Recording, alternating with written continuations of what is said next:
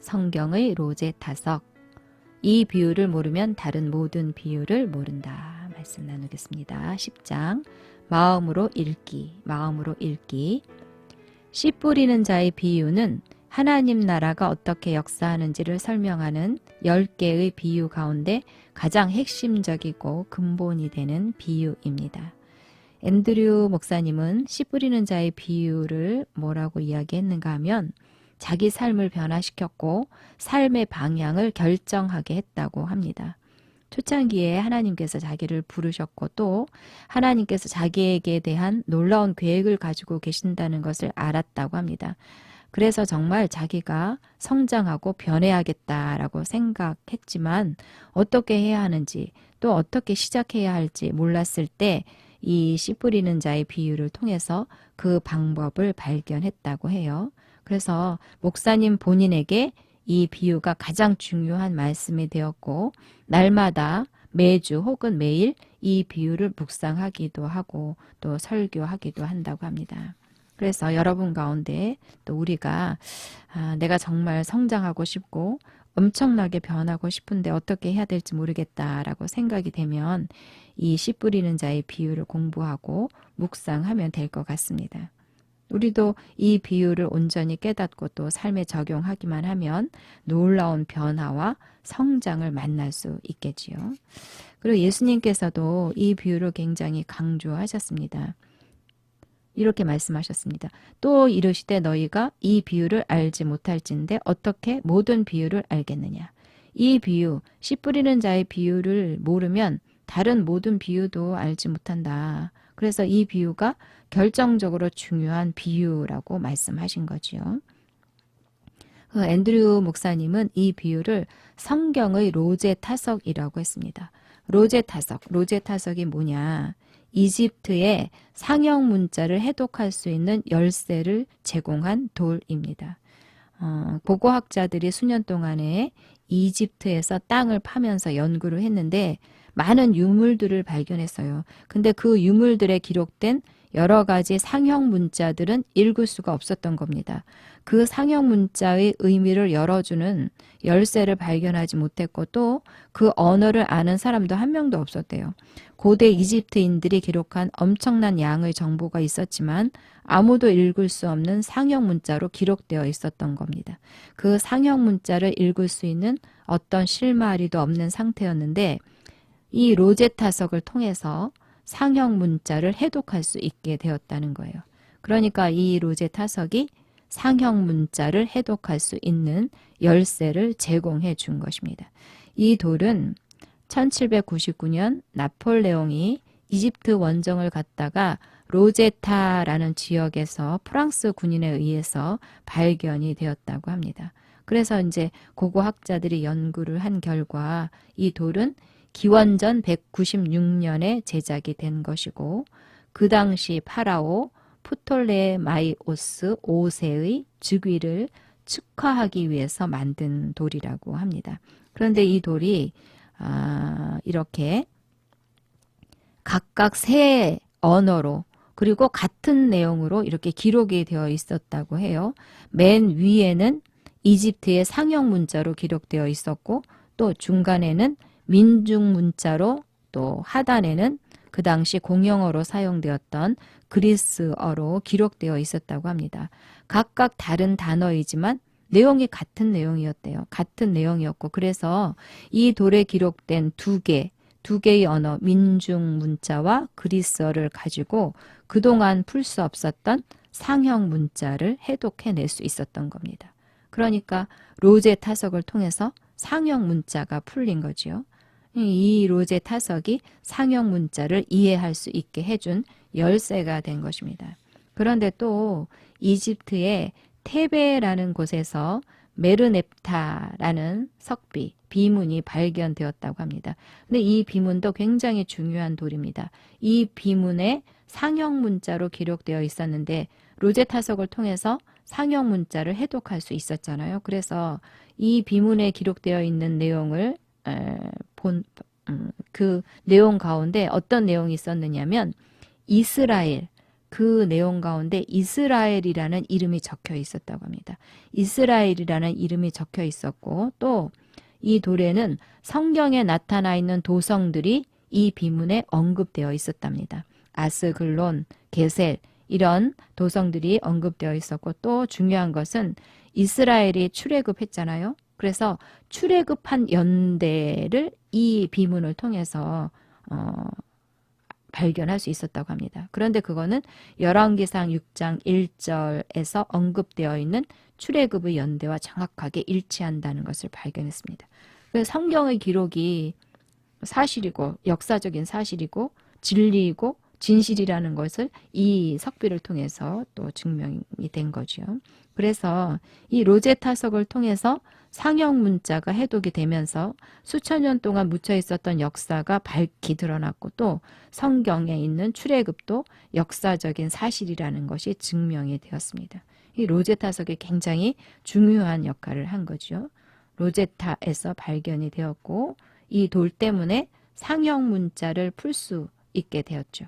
그래서 이 돌이 상형 문자를 풀 수 있는 열쇠가 된 것처럼 씨 뿌리는 자의 비유가 성경의 로제타석이라는 것입니다. 성경의 로제타석, 씨 뿌리는 자의 비유를 통해서 다른 모든 비유를 이해할 수 있게 된다는 거죠. 그래서 이 비유를 모르면 다른 모든 비유도 모르게 된다. 이 비유를 정말 잘 알아야겠죠. 자, 그래서 씨 뿌리는 자의 비유를 좀 살펴보겠습니다. 들으라. 씨를 뿌리는 자가 뿌리러 나가서 뿌릴세. 예수님께서 들으라 하시면서 씨 뿌리는 자의 비유를 말씀하셨습니다. 들으라. 씨를 뿌리는 자가 뿌리러 나가서 뿌릴세. 예수님께서 씨를 뿌리러 나간 사람의 비유를 말씀해 주신 건데 예수님 당시에는 씨앗을 흩뿌리기 방식으로 뿌렸다고 해요. 밭을 갈고 씨를 하나씩 뿌리는 그런 형식이 아니고 씨가 담긴 자루를 메고 나가서 논밭을 다니면서 씨를 이렇게 막 뿌렸다고 해요. 그러니까 씨가 여기저기 떨어졌겠죠. 그래서 이 비유에 따르면 씨는 각각 4가지 종류의 땅에 떨어집니다. 뿌릴새 덜어는 길가에 떨어짐에 새들이 와서 먹어버렸고 길가에 떨어진 씨는 땅속에 들어가 보지도 못합니다. 새들이 와서 그냥 먹어버렸어요. 그래서 뿌리도 내리지 못하고 열매도 맺지 못하고 또 덜어는 흙이 얕은 돌밭에 떨어짐에 흙이 깊지 아니하므로 곧 싹이 나오나 해가 돋은 후에 타서 뿌리가 없으므로 말랐다. 이 2번째 종류의 씨는 흙이 얕은 돌밭에 떨어지죠. 그래도 여기는 씨가 땅속으로 들어가기는 갑니다. 그런데 흙이 깊지 않으니까 싹이 금방 나오고 그런데 흙이 깊지 않으니까 뿌리가 없어서 해가 돋은 후에 타서 말랐다고 하죠. 흙이 깊지 않기 때문에 싹이 금방 나오기는 하지만 뿌리가 없어서 말라버리고 성장하지 못했다. 또 3번째 종류의 씨는 가시떨기에 떨어집니다. 가시떨기에 떨어짐에 가시가 자라서 기운을 막음으로 결실하지 못했다. 이 땅에는 충분한 흙이 있었습니다. 그래서 씨가 심겨져서 자라고 성장하기 시작하는데 가시떨기가 더 무성하니까 가시떨기가 기운을 막아서 결국은 결실하지 못합니다. 또 덜어는 좋은 땅에 떨어짐에 자라서 무성하여 결실하였으니 30배나 60배나 100배가 되었느니라. 그래서 4번째 종류의 씨는 좋은 땅에 떨어지죠. 좋은 땅에 심겨진 씨는 무성하게 자라서 결실을 하는데 30배, 60배, 100배 이렇게 좋은 결실을 맺습니다. 그래서 여기까지 다시 정리를 해보면 길가, 돌밭, 가시떨기 요 3 땅은 열매를 맺지 못합니다. 좋은 땅만 30배, 60배, 100배의 열매를 맺습니다. 이 비유는 단순히 농사 짓는 것에 관한 것은 아니라는 것은 아시죠? 이 비유는 하나님의 나라가 어떻게 역사하는지에 관한 것입니다. 누가복음에 보면 이르시되 하나님 나라의 비밀을 아는 것이 너희에게 허락되었으나 다른 사람에게는 비유로 하나니. 그래서 하나님 나라의 비밀에 대한 이야기라고 씨 뿌리는 자의 비유는 하나님 나라에 대한 이야기입니다. 또 이르시되 하나님의 나라는 사람이 씨를 땅에 뿌린과 같으니 여기도 나오잖아요. 하나님의 나라는 씨를 땅에 뿌린과 같다. 씨 뿌리는 비유는 하나님 나라에 대한 말씀입니다. 하나님 나라는 사람이 씨를 땅에 뿌린 것 같다. 여기서 씨는 하나님의 말씀이지요. 땅은 마음입니다. 그러니까 하나님의 나라는 사람이 씨를 땅에 뿌린 것 같다는 말은 하나님의 나라는 하나님의 말씀을 마음에 뿌림과 같다라고 해석을 하면 되겠지요. 다시 하나하나 말씀을 확인을 해보겠습니다. 뿌리는 자는 말씀을 뿌리는 것이다. 뿌리는 자는 말씀을 뿌리는 것이다. 이 비유는 이러하니라. 씨는 하나님의 말씀이요. 여기서 보면 씨가 뭐예요? 하나님의 말씀이지요. 그리고 땅은 마음입니다. 여기 보면 마음에 뿌려진 것을 빼앗는다. 악한 자가 와서 마음에 뿌려진 것을 빼앗는다. 어디에 뿌려졌냐면 마음에 뿌려진 거죠. 그러니까 땅은 마음을 말하는 것입니다. 또 여기도 보면 마음에 심어진 말씀을 온유함으로 받으라. 어디에 심어졌어요? 마음에. 그러니까 땅은 마음을 말합니다. 그래서 하나님의 나라는 씨를 땅에 뿌린 것 같다. 이 말은 하나님의 나라는 하나님의 말씀을 마음에 심는 것과 같다. 뿌린 것과 같다. 말로 해석을 하면 되겠습니다. 하나님의 나라는 하나님의 말씀을 마음에 심는 것과 같습니다. 말씀을 마음에 이렇게 하나님의 말씀을 심을 때 그곳에 바로 하나님의 나라가 임합니다. 하나님의 나라가 임한다는 것은 하나님의 통치가 임하는 거죠. 거기에는 의와 평강과 희락이 임합니다. 그래서 하나님의 말씀이 심겨진 곳에는 의와 평강과 희락이 있습니다.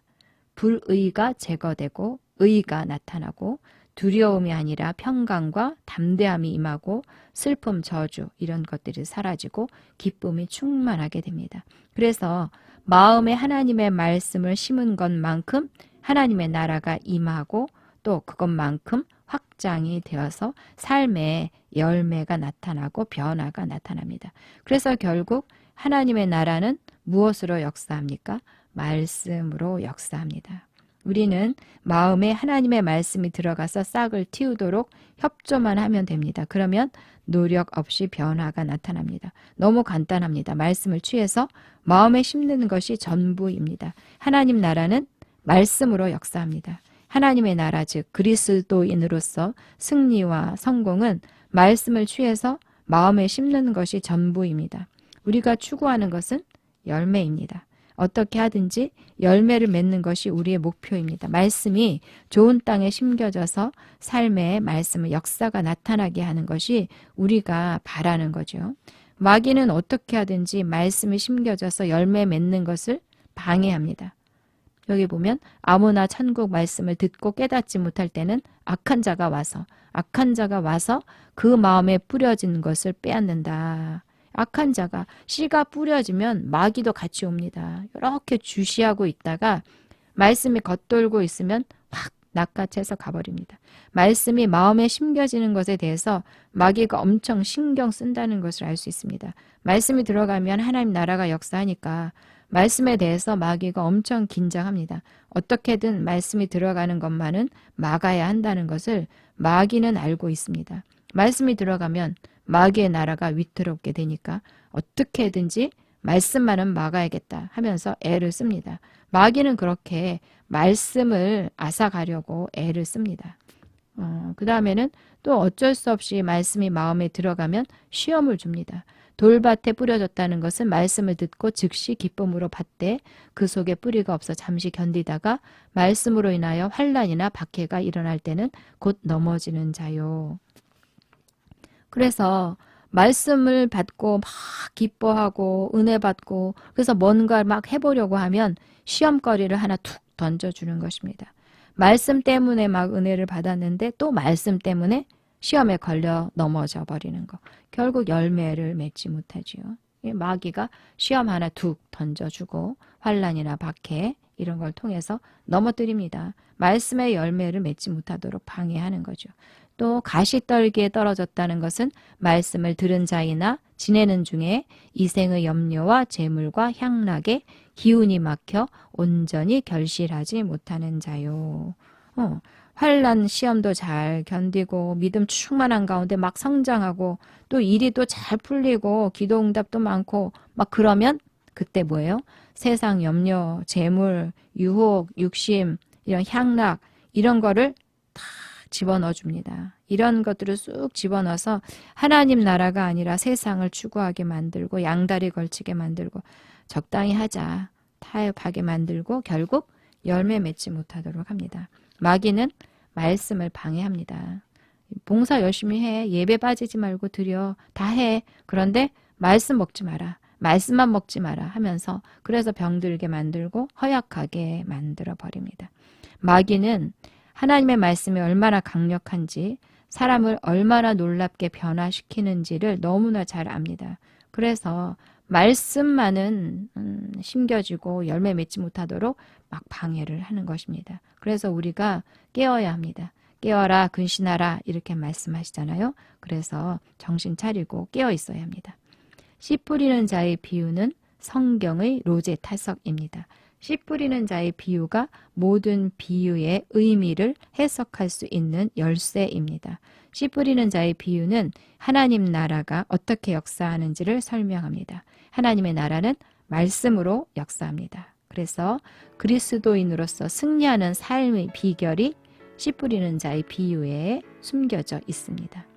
씨 뿌리는 자의 비유에서 4가지 종류의 밭이 나오잖아요. 그런데 이것은 내 안에 4가지 밭이 다 있다고도 해석할 수 있습니다. 또 혹은 나의 신앙의 단계를 표현하는 것이라고도 생각할 수 있습니다. 내가 길가 수준일 수도 있고 혹은 돌밭과 가시밭 중간일 수도 있고 아니면 가시밭에서 좋은 땅으로 올라가는 수준일 수도 있습니다. 이 외에도 더 깊은 영적인 의미들이 숨겨져 있습니다. 자, 말씀을 마음에 심기만 하면 하나님의 나라가 임하고 역사합니다. 30배, 60배, 100배의 결실이 있습니다. 자, 앤드류 목사님은 씨 뿌리는 자의 비유가 신앙의 기초이고 핵심이다. 그리고 내 신앙에 있어서 엄청난 변화와 성장을 가져다 준 핵심적인 말씀이다. 내 사역에 엄청난 결과를 가져다 준 말씀이다 라고 간증합니다. 그래서 만약 씨 뿌리는 자의 비유가 당신의 삶에 가장 중요한 말씀이 아니라면 당신은 하나님 나라가 어떻게 역사하는지를 모르는 것이다 라고 말씀하십니다. 그래서 정말 씨 뿌리는 자의 비유가 내 삶에 있어서 가장 중요한 말씀인지 생각을 해봐야 합니다.